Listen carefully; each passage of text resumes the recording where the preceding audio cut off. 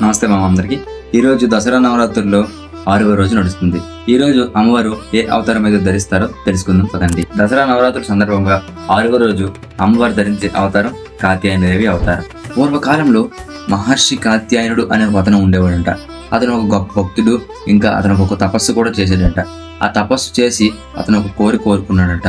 ఆ కోరిక ఏంటి అంటే తను పూజ చేసే విధంగా అమ్మవారు వచ్చి తన ఇంట్లో జన్మించాలి అనే కోరుకోవడంట. ఈ అమ్మవారు అతను చేసిన తపస్సుకు ప్రసన్నమై అతని ఇంట్లో కుమార్తెగా అవతరించింది.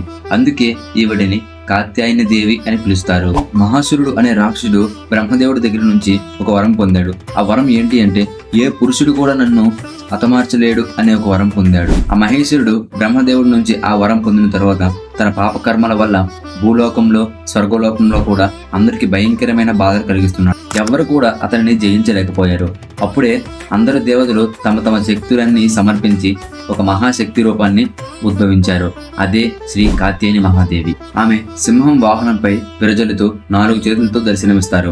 ఒక చేతిలో ఖడ్గం, ఇంకొక చేతిలో పద్మం, ఇంకొక చేతిలో కవచం, 4వ చేతితో అభయముద్రము అందజేసేవారు. ఈ రూపంలోనే అమ్మవారు ఆ మహేశ్వరుడిని అంతం చేసి లోకాలకు శాంతిని, ధర్మాన్ని అందజేశారు. ఇలాంటి మోస్ట్ యూస్ఫుల్ ఇన్ఫర్మేషన్ వీడియోస్ కోసం మన ఛానల్ ఇప్పుడే ఫాలో చేసుకోండి.